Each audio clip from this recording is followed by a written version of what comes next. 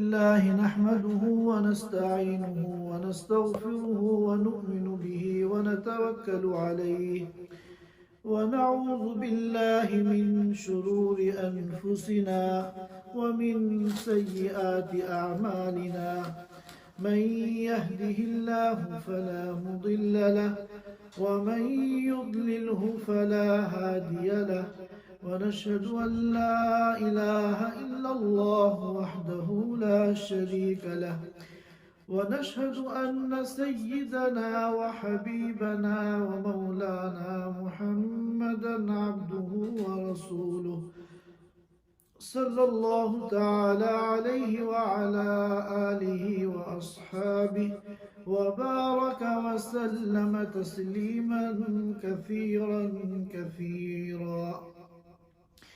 أما بعد فأعوذ بالله من الشيطان الرجيم.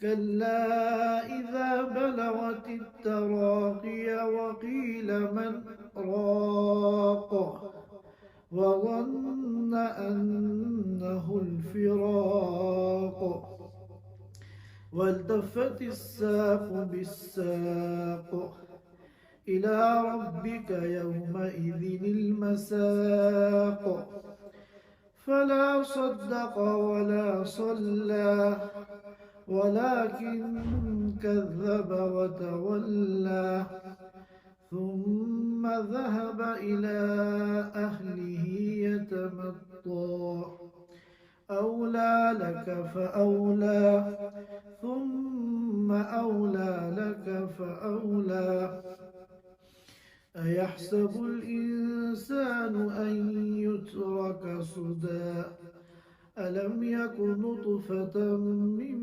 مني يمنى ثم كان علقة فخلق فسوى فجعل منه الزوجين الذكر والأنثى أليس ذلك بقادر على أن يحيي الموتى. صدق الله العظيم.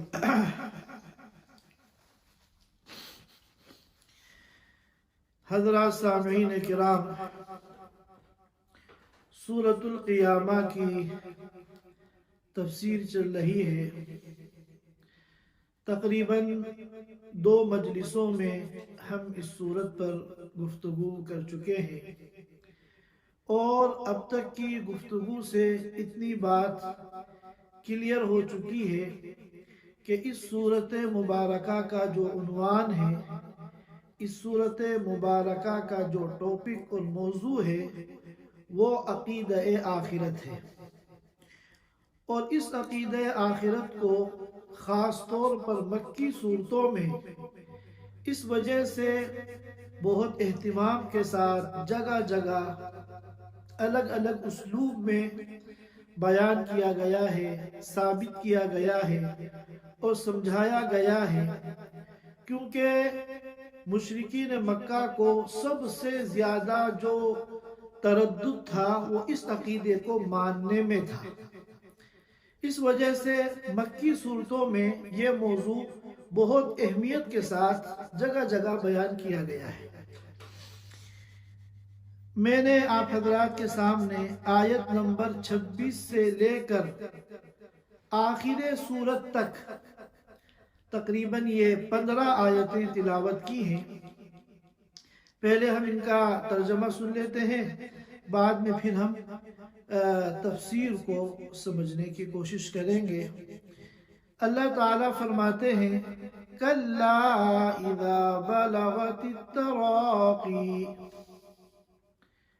کلا اگر اس کو حقاً کے معنی میں لیتے ہیں، جیسا کہ بعض مفسرین کی رائے ہے، تو ترجمہ یہ ہوگا حقیقت ہے یہ بات کہ جب جان ہنسلیوں تک پہنچ جائے گی. تراقی جو ہے یہ ترقوا کی جمع ہے. ترقوا واحد ہے، اس کی جمع ہے تراقی. اس کے معنی آتے ہیں اردو میں ہنسلی، ہنسلی اس ہڈی کو کہتے ہیں جو سینے کے آخر میں اور حلق کے شروع میں ہوتی ہے۔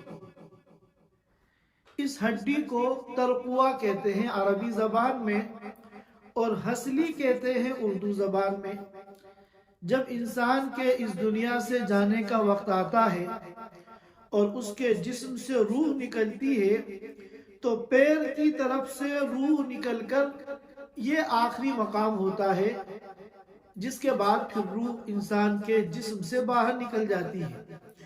تو ایک مرنے کی جو کیفیت ہوتی ہے انسان کی، اللہ رب العزت یہاں اس کا ایک نقشہ کھینچ رہے ہیں۔ کَلَّا اِذَا بَلَغَتِ التَّرَاقِي، حقیقت ہے یہ بات کہ جب جان اور روح ہنسلیوں تک پہنچ جائے گی، وَقِيلَ مَنْ رَاقٍ، اور کہا جائے گا، کہنے والے کہیں گے من راق، کہ ہے کوئی جھاڑ پھونک کرنے والا، ہے کوئی دم کرنے والا، جھاڑ پھونک کرنے والا۔ وَظَنَّ أَنَّهُ الْفِرَاقُ، اور یہ خوب اچھی طرح سمجھ جائے گا کہ دنیا سے جانے کا وقت آ گیا، دنیا کو چھوڑنے کا وقت آ گیا۔ وَالْتَفَّتِ السَّاقُ بِالسَّاقِ، اور ایک پنڈلی دوسری پنڈلی کے ساتھ لپٹ جائے گی۔ إِلَىٰ رَبِّكَ يَوْمَئِذٍ الْمَسَاقُ، تو اس دن آپ کے رب کی طرف روانگی ہوگی، آپ کے رب کی طرف ہر ایک کو جانا ہوگا۔ فَلَا صَدَّقَ وَلَا صَلَّى، اب ایک کافر کے بارے میں فرما رہے ہیں کہ اس نے نہ تو تصدیق کی، یعنی قرآن پر وہ ایمان نہیں لایا، وَلَا صَلَّى، اور نہ اس نے نماز پڑھی، وَلَكِنْ كَذَّبَ وَتَوَلَّى، لیکن اس نے جھٹلایا اللہ کی توحید کو، حضور کی رسالت کو، قرآن کی حقانیت کو، دین اسلام کو، وَتَوَلَّى، اور منہ موڑ لیا، اپنا منہ پھیر لیا۔ ثُمَّ ذَهَبَ إِلَىٰ أَهْلِهِ يَتَمَطَّىٰ، پھر وہ اکڑ دکھاتا ہوا اپنے گھر والوں کے پاس گیا۔ ثُمَّ ذَهَبَ إِلَىٰ أَهْلِهِ يَتَمَطَّىٰ، پھر وہ اکڑ دکھاتا ہوا اپنے گھر والوں کے پاس گیا۔ أَوْلَىٰ لَكَ فَأَوْلَىٰ ثُمَّ أَوْلَىٰ لَكَ فَأَوْلَىٰ، ہلاکت اور بربادی ہو تیرے لیے، پھر ہلاکت اور بربادی ہو تیرے لیے۔ ثُمَّ أَوْلَىٰ لَكَ فَأَوْلَىٰ، پھر ہلاکت ہو اور بربادی ہو تیرے لیے۔ أَيَحْسَبُ الْإِنسَانُ أَن يُتْرَكَ سُدًى، کیا انسان یہ سمجھتا ہے کہ اس کو یوں ہی بیکار چھوڑ دیا جائے گا؟ أَلَمْ يَكُنْ نُطْفَةً مِّن مَّنِيٍّ يُمْنَىٰ، کیا وہ منی کا ایک ایسا قطرہ نہیں تھا جس کو ٹپکایا جاتا ہے؟ ثُمَّ كَانَ عَلَقَةً فَخَلَقَ فَسَوَّىٰ، پھر وہ ایک لتھڑا بنا، پھر اللہ نے اس کے اعضاء پیدا کیے، فَسَوَّىٰ، اور ٹھیک ٹھیک پیدا کیے۔ فَجَعَلَ مِنْهُ الزَّوْجَيْنِ الذَّكَرَ وَالْأُنثَىٰ، پھر اللہ تعالیٰ نے اس کے جوڑے بنائے، مرد اور عورت۔ أَلَيْسَ ذَلِكَ بِقَادِرٍ عَلَىٰ أَن يُحْيِيَ الْمَوْتَىٰ، کیا وہ اللہ جو ان تمام قدرتوں کا، کارناموں کا مالک ہے، کیا وہ اس پر أَلَيْسَ ذَلِكَ بِقَادِرٍ، کیا وہ اس پر قادر نہیں ہے، أَن يُحْيِيَ الْمَوْتَىٰ، کہ مردوں کو زندہ کر دے۔ یہی وہ بات ہے جو تمہارے گلے میں پھنسی ہوئی ہے، تمہارے حلق سے اترتی نہیں اور تمہارے دل میں جاتی نہیں کہ جب ایک مرتبہ ہم مر جائیں گے تو پھر ہمیں دوبارہ کیسے زندہ کیا جا سکتا ہے۔ یہ ان آیات مبارکہ کا ترجمہ ہے۔ ہم ایک مرتبہ ترجمہ اور سن لیتے ہیں۔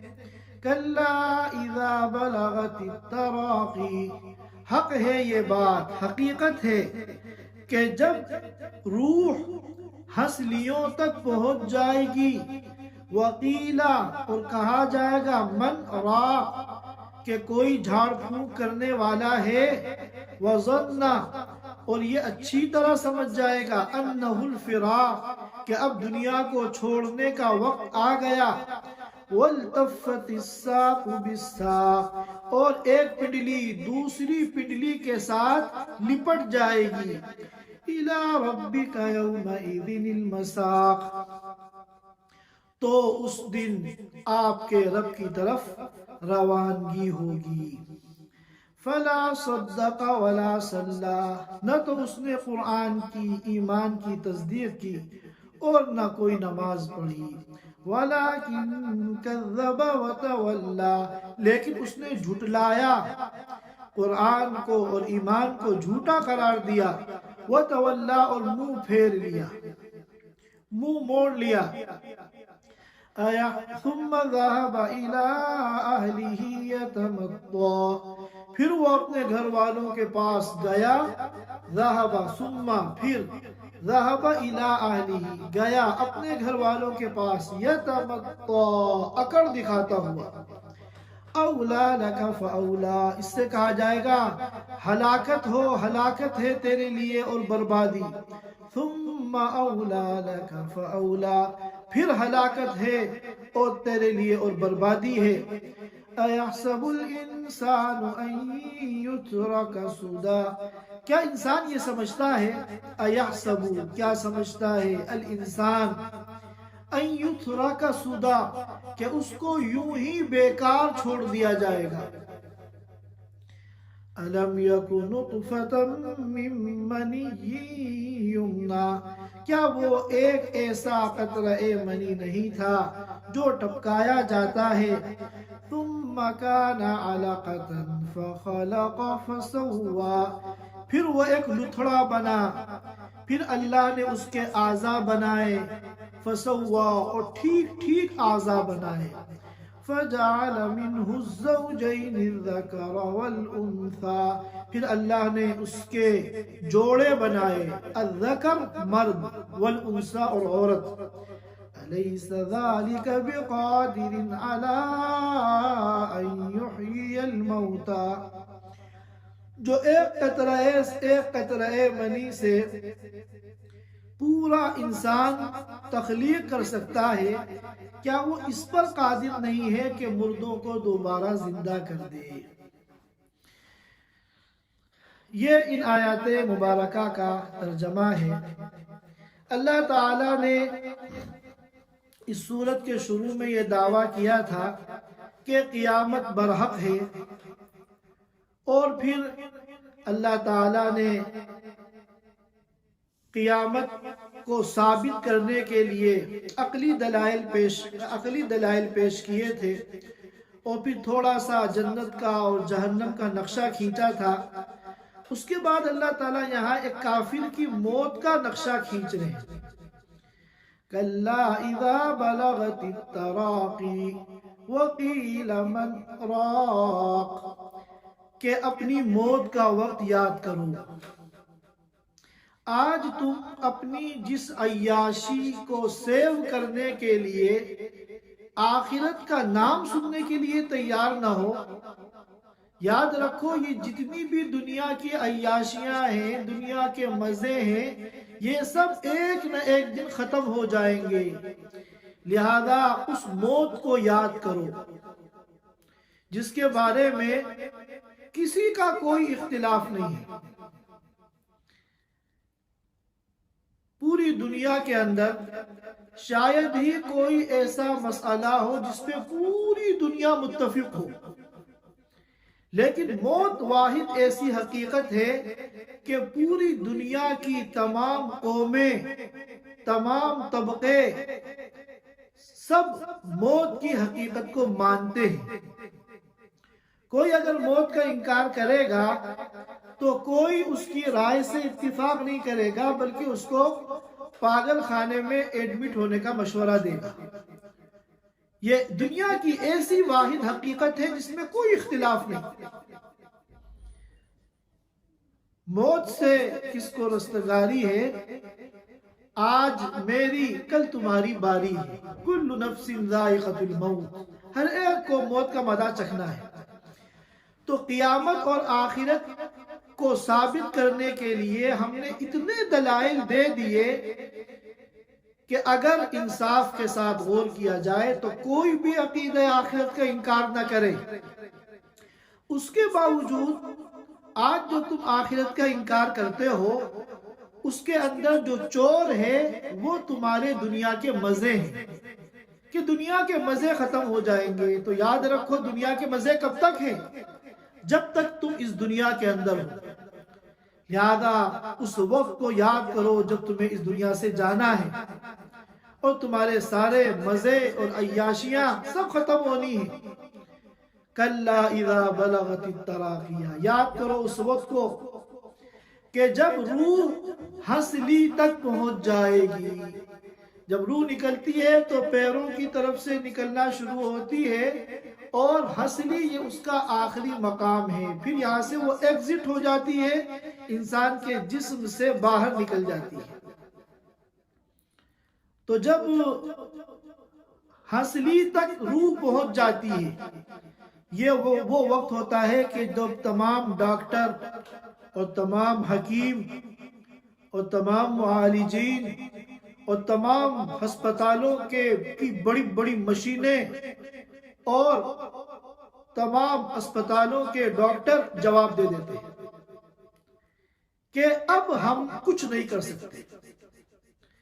تو پھر بہت سے لوگ آج کے دور میں بھی ایسے ہیں کہ پھر وہ جھاڑ پھونک والے کو تلاش کرتے ہیں کہ کوئی ایسا ہو جو بندہ جو پڑھ کے دم کر دے، کیونکہ دنیا کے تو سارے اسباب ہتھیار ڈال چکے ہیں۔ کتنی مرتبہ ڈاکٹر جب اپنی آخری کوشش ان کی ناکام ہو جاتی ہے تو وہ خود کہہ دیتے ہیں کہ اب آپ اپنے اس مریض کو لے جائیے، اب کوئی اللہ والا ہی دعا کر کے ان کو بچا سکتا ہے۔ تو اس زمانے میں یہ چیز بہت زیادہ تھی کہ جھاڑ پھونک کرنے والے کو راقی، یہ بنا ہے رقیہ سے، رقیہ کہتے ہیں تعویذ وغیرہ۔ تو جب بالکل آخری وقت آتا ہے اور علاج و معالجے سارے کام کرنا بند کر دیتے ہیں، تو پھر جو مرنے والا ہے اس کے رشتہ دار کہتے ہیں من راق، دیکھو کوئی جھاڑ پھونک کرنے والا، کسی اللہ والے کو بلاؤ، شاید اس کے دم کرنے سے اس کے اندر زندگی واپس آ جائے۔ یہاں پر اس آیت میں ایک تجوید کا قاعدہ ہے، کیونکہ ہم سب اللہ کی توفیق سے ان صورتوں کی تلاوت کرتے ہیں، لہذا صحیح تلاوت کرنے کے لیے ہمیں اس قاعدے کا جاننا ضروری ہے۔ اگرچہ یہ ہمارا موضوع نہیں ہے، لیکن اگر یہ چونکہ پورے قرآن میں یہ ایسے صرف 4 مقام ہیں، تو چونکہ بہت زیادہ ایسے مقامات قرآن میں نہیں ہیں، اس لیے اکثر لوگوں کا ذہن اس قاعدے کی طرف نہیں جاتا ہے۔ تو ہمیں چاہیے کہ اس قاعدے کو سمجھیں۔ وَقِيلَ مَنْ رَاقٍ، یہ من کے بعد ہمارے جو ساتھی سامنے قرآن شریف کھول کر بیٹھے ہیں وہ یہاں دیکھ رہے ہوں گے کہ من کے بعد تھوڑی سی جگہ خالی ہے، وہاں سکتہ لکھا ہوا ہے، اور بعض نسخوں میں سکتہ پورا لکھنے کے بجائے صرف سین لکھ دیتے ہیں جو سکتے کی طرف اشارہ ہے، اور سکتہ کے معنی ہے خاموشی۔ قاعدہ یہ ہے کہ جب ہم من پہ پہنچیں گے تو ہم اپنی آواز بند کر دیں گے، تھوڑی دیر کے لیے خاموش ہو جائیں گے، اور پھر سانس توڑے بغیر ہم آگے پڑھنا شروع کریں گے۔ وقفہ جو ہوتا ہے، وقفے میں تو آدمی سانس بھی توڑ دیتا ہے، یہاں ہمیں سانس نہیں توڑنی ہے، صرف آواز کو روکنا ہے 1-2 سیکنڈ کے لیے، خاموشی اختیار کرنی ہے اور پھر سانس توڑے بغیر ہمیں آگے پھر پڑھنا ہے۔ چنانچہ میں نے جیسے تلاوت کی وَقِيلَ مَنْ رَاقٍ، وَقِيلَ مَنْ رَاقٍ، من کے بعد تھوڑا سا سکتا ہے مگر سانس نہیں توڑنی ہے۔ یہ پورے قرآن میں صرف 4 جگہ ہے۔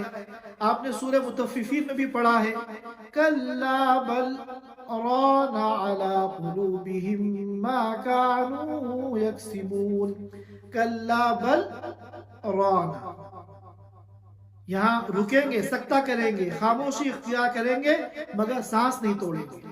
اسی طرح آپ نے پڑھا ہے سورہ یاسین میں مَن بَعَثَنَا مِن مَرْقَدِنَا هَذَا مَا وَعَدَ الرَّحْمَنُ، تو من مرقدنا پہ رکیں گے لیکن سانس توڑیں گے نہیں، تھوڑی دیر خاموش رہ کر پھر آگے سے پڑھیں گے مَن بَعَثَنَا مِن مَرْقَدِنَا هَذَا مَا وَعَدَ الرَّحْمَنُ۔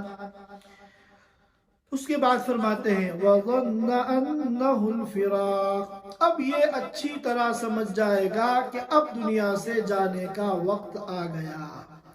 فراق دنیا کو چھوڑنے کا، دنیا کی لذتیں، دنیا کے مزے، دنیا کی عیاشیاں جن کی خاطر اللہ کے حکموں کو توڑا، رسول کے حکموں کو توڑا، ان سب کے جانے کا وقت آ گیا۔ مفسرین کرام نے فرمایا کہ یہ وہ وقت ہوگا جب اس کو موت کا فرشتہ نظر آ جائے گا، موت کا فرشتہ اس کو نظر آ جائے گا، اب اس کو یقین ہو جائے گا کہ اب اس کی دنیا میں واپسی نہیں ہے، سارا کھیل جو تھا وہ ختم ہو گیا۔ وَالْتَفَّتِ السَّاقُ بِالسَّاقِ، اور ایک پنڈلی دوسری پنڈلی کے ساتھ لپٹ جائے گی۔ التفت الساق بالساق کی کئی تفسیر کی گئی ہیں، ان میں ایک تفسیر یہ ہے کہ ساق سے مراد انسان کی پنڈلی ہے، گھٹنے سے لے کے پیر کے درمیان کا جو حصہ ہے تو اس کو جو ہے پنڈلی کہتے ہیں۔ تو جب روح نکلتی ہے تو ایک پنڈلی دوسری پنڈلی کے ساتھ لپٹ جاتی ہے۔ روح کے نکلنے کی جو شدت ہوتی ہے، سختی ہوتی ہے، تو اس کو جب جسم برداشت نہیں کر پاتا تو وہ پنڈلیاں ایک دوسرے سے لپٹنے لگتی ہیں۔ اسی لیے مرنے کے وقت یا مرنے کے فوراً بعد اگر ان پنڈلیوں کو سیدھا نہیں کیا گیا تو پھر وہ اسی طرح ٹیڑھی ہی رہ جاتی ہے۔ تو جب موت کے یہ سارے مناظر سامنے آ جائیں گے تو اب اِلَىٰ رَبِّكَ يَوْمَئِذٍ الْمَسَاقُ، اب اس دن اس وقت آپ کے رب کی طرف روانگی ہے۔ چنانچہ جب روح انسان کے جسم سے نکلتی ہے تو پھر وہ پرواز کرتی ہے اللہ کی طرف۔ اِلَىٰ رَبِّكَ يَوْمَئِذٍ الْمَسَاقُ، اس دن جب ہنسلی تک جان پہنچ جائے اور جھاڑ پھونک والے کو بلایا جانے لگے اور یہ سمجھ جائے کہ اب دنیا سے جانے کا وقت آ گیا اور پنڈلیاں ایک دوسرے پہ چڑھ جائیں تو اب جو ہے اِلَىٰ رَبِّكَ يَوْمَئِذٍ الْمَسَاقُ، اب اپنے رب کی طرف روانگی ہے، پرواز ہے۔ اسی لیے کہتے ہیں کہ جب کوئی مرتا ہے کہ اس کی روح پرواز کر گئی، پرواز کی معنی اڑنا، اللہ کی طرف جاتی ہے۔ وہ الگ بات ہے، جیسا کہ روایتوں سے معلوم ہوتا ہے کہ جب بھی کوئی انسان مرتا ہے، چاہے وہ ایمان والا ہو، چاہے وہ کافر ہو، چاہے وہ صالح ہو، چاہے وہ فاسق ہو، اس کی روح جو ہے آسمان کی طرف جاتی ہے۔ اور ایمان والے کی روح جب پہلے آسمان پہ پہنچتی ہے تو اندر جانے کی وہ اجازت مانگتی ہے، اس کے لیے آسمان کے دروازے کھل جاتے ہیں اور وہ علیین میں چلی جاتی ہے۔ لیکن کافر کی جب روح آسمان پہ پہنچ کے اجازت مانگتی ہے اندر آنے کی تو اس کو اجازت نہیں ملتی، چنانچہ وہ وہاں سے واپس آ کر سجین جو انتہائی ذلیل ترین مقام ہے وہاں پر پھر ایک قول کے مطابق وہ جمع ہو جاتی ہے۔ فلا صدق ولا صلی. پھر اس کافر کے بارے میں اللہ تعالیٰ فرما رہے ہیں کہ نہ تو یہ کافر ایمان لایا، یعنی اس نے قرآن کی تصدیق نہیں کی، ولا صلی، اور نہ اس نے کوئی نماز پڑھی، ولیکن کذب وتولی، لیکن اس نے ایمان کو، قرآن کو جھٹلایا، وتولی، اور روح گردانی کی، منہ موڑ لیا. جب بھی اس کو دعوت دی گئی ایمان کی، اس نے منہ موڑ لیا، یعنی ماننے سے انکار کر دیا. صدقہ کے اندر تو عقائد آ گئے، فلا صدق ولا صلی. صدقہ کے اندر تمام عقائد آ گئے کہ وہ تمام عقائد جو اللہ کے رسول صلی اللہ علیہ وسلم لے کر آئے اور قرآن میں بیان کیے گئے، اس نے ان کی تصدیق نہیں کی، جس کو ہم ایمان کہتے ہیں. اور پھر ولا صلی، پھر اس نے اعمال بھی نہیں کیے، کیونکہ اعمال کا نمبر ہی ایمان کے بعد ہے. جب وہ ایمان نہیں لایا تو اس نے اعمال بھی نہیں کیے. تو اعمال میں چونکہ سب سے زیادہ اہم جو ہے وہ نماز ہے، اس لیے نماز کا ذکر کر کے تمام اعمال کو مراد لے لیا. ظاہر ہے کہ نماز جو ہے وہ ارکان اسلام میں سب سے اہم رکن ہے. سب سے پہلے نماز کا حساب کتاب ہوگا، اور نماز کا حساب کتاب اگر صحیح نکلا تو باقی سب اس کے لیے آسان ہو جائے گا. اور اگر نماز کے حساب کتاب میں خدا نخواستہ بندہ پھنس گیا تو پھر باقی اعمال کے حساب کتاب میں بھی وہ پھنسے گا. کیونکہ جس نے نماز کا حق ادا کر دیا اور سچا اور پکا نمازی بن گیا تو اس کے لیے پورے دن پر چلنا آسان ہو جائے گا. ان الصلاۃ تنہا عن الفحشاء والمنکر، کہ نماز اگر پڑھنے لگو جیسا کہ نماز کا حق ہے تو یہ خود برائیوں سے اور گناہوں سے انسان کو روک دیتی ہے. یہی وجہ ہے کہ قبیلہ ثقیف جب آئے تھے اور ان سے مصالحت ہوئی تھی اور وہ ایمان لانے کے لیے تیار ہو گئے تھے چند شرائط کے ساتھ، تو اس میں انہوں نے زکوٰۃ اور حج وغیرہ کے بارے میں کہا کہ ابھی ہم نئے اسلام لائے ہیں اور ہم زکوٰۃ نہیں دے سکتے یا جہاد نہیں کر سکتے. تو اس میں تو حضور نے ان کی رعایت کر دی، لیکن جب نماز میں انہوں نے کہا نماز کے بارے میں کہ ہمارا علاقہ بڑا ٹھنڈا ہے اور ہمیں وضو کرنے میں 5 نمازوں کے لیے دقت ہے، تو شروع میں ہمیں نماز سے بھی معذور قرار دے دیا جائے، تو اس میں حضور نے کمپرومائز نہیں کیا کہ نماز کے سلسلے میں کوئی کمپرومائز نہیں ہے. نماز تو پڑھنی پڑے گی، یہ بنیادی رکن ہے. وَلَكِنْ كَذَّبَ وَتَوَلَّى، لیکن اس نے جھٹلایا اور روگردانی کی، منہ پھیر لیا. ثُمَّ ذَهَبَ إِلَىٰ أَهْلِهِ يَتَمَطَّىٰ، پھر جب ان کو دعوت دی جاتی تھی تو یہ انکار کر دیتے تھے اور منہ پھیر لیتے تھے، اور ایسا نہیں کہ ان کو کچھ شرمندگی ہوتی ہو کہ ہم نے دنیا کی عیاشیوں کی خاطر دین حق کا انکار کر دیا، منہ ہم نے موڑ لیا. شرمندگی نہیں بلکہ اور تکبر ان کے اندر آ جاتا تھا. جب وہاں سے وہ گھر جاتے تھے تو اکڑ دکھاتے ہوئے جاتے تھے، جیسے بہت بڑا کوئی تیر مار دیا. ثم ذهب الى اهله يتمطى، پھر وہ اپنے گھر والوں کے پاس گیا اکڑ دکھاتا ہوا. اسے کہتے ہیں چوری، اس پر سے سینہ زوری، جو اللہ کو بہت ناپسند ہے. تو اس سے کہا جائے گا اولا لک فاولا.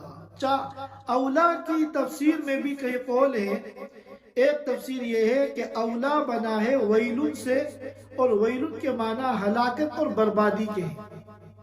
تو تاکیداً 4 مرتبہ فرمایا گیا اس شخص کے لیے جس نے ایمان کا انکار کیا، نماز کو چھوڑا، قرآن کو جھٹلایا، دین کو ماننے سے منہ موڑا اور تکبر میں اکڑ دکھاتا ہوا اپنے گھر والوں کے پاس گیا.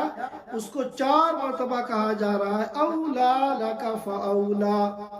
ہلاکت ہو تیرے لیے اور بربادی ہو، ثم اولا لک فاولا، پھر ہلاکت ہو تیرے لیے اور بربادی ہو۔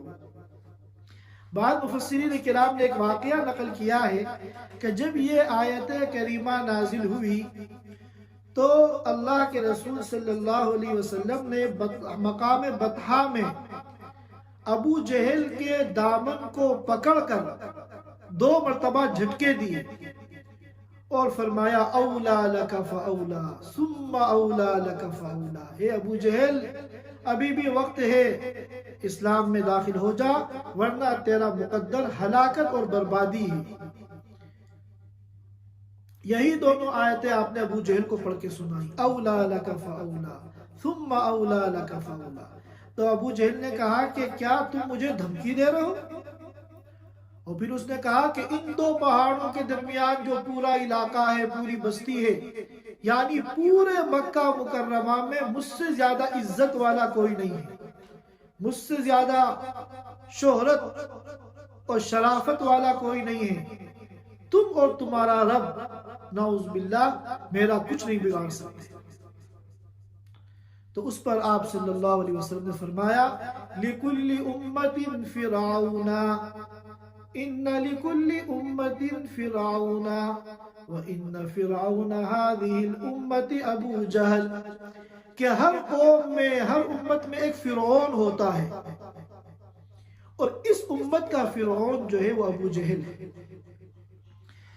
اس کے بعد فرماتے ہیں اللہ تعالیٰ اَيَحْسَبُ الْإِنسَانُ أَن يُتْرَكَ سُدًى، کیا انسان یہ سمجھتا ہے کہ اس کو یوں ہی بیکار چھوڑ دیا جائے گا؟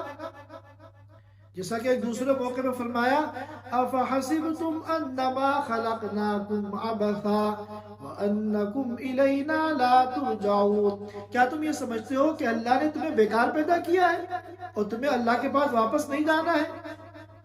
تو جب ایک معمولی سی سوئی ایک کاریگر بناتا ہے تو بغیر مقصد کے نہیں بناتا، کوئی مقصد ہوتا ہے۔ تو اتنی بڑی مخلوق، بلکہ اشرف المخلوقات کو اللہ پیدا کر دے، کوئی مقصد نہ ہو، ایسا کیسے ہو سکتا ہے؟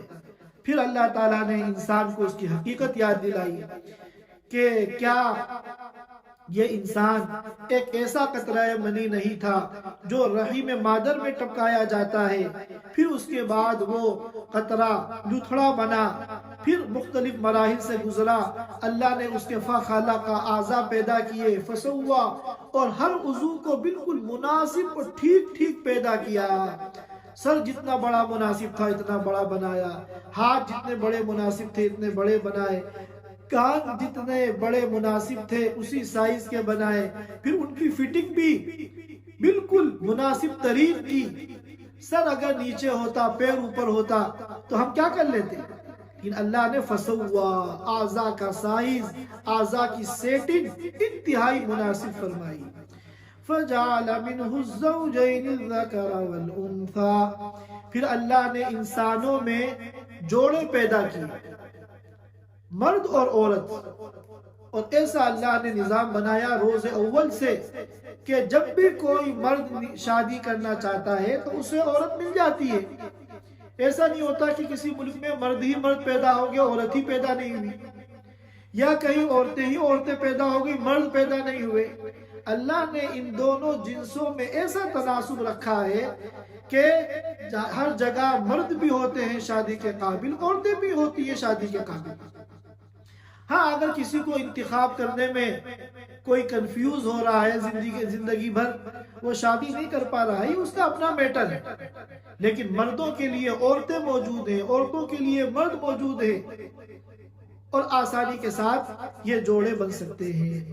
أَلَيْسَ ذَلِكَ بِقَادِرٍ عَلَىٰ أَن يُحْيِيَ الْمَوْتَىٰ، وہ اللہ تعالیٰ جو ایسی قدرتوں کا مالک ہے، کیا وہ مردوں کو زندہ کرنے پر قادر نہیں ہے؟ یہ وہی موضوع ہے جس موضوع سے اس سورت کو شروع کیا تھا، وہی موضوع آ گیا کہ اللہ تعالیٰ جو ان تمام چیزوں پہ قادر ہے وہ دوبارہ مردوں کو زندہ کرنے پر بھی قادر ہے، اور جب مردوں کو دوبارہ زندہ کیا جائے گا قیامت کے دن تو پھر میدان حشر میں سب کو جمع کیا جائے گا، ہر ایک کا حساب کتاب ہوگا، پھر اس کے بعد جو جنتی ہیں وہ جنت میں جائیں گے اور جو جہنمی ہیں وہ جہنم میں جائیں گے۔ اللہ تعالی ہم سب کو مرنے سے پہلے مرنے کی تیاری کی توفیق عطا فرمائے اور ہم سب کو حسن خاتمے کی دولت عطا فرمائے۔ وآخر دعوانا الحمدللہ رب العالمین۔